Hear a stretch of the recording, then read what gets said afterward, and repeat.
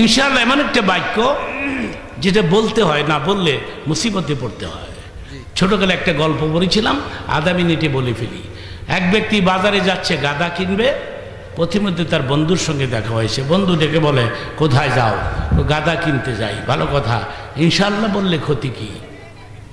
লোকটা বলল, বাজারে গাদা আছে, আমার পকেটে টাকা আছে, আমি ইনশাআল্লাহ কেন বলবো? বললো না।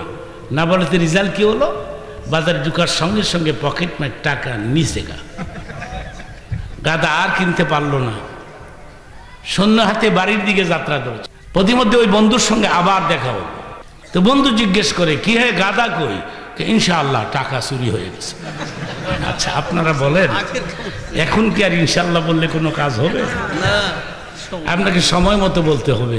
বলুন ইনশাআল্লাহ, বলুন মাশাআল্লাহ, বলুন জাযাকাল্লাহ, বলুন ফি আমানিল্লাহ।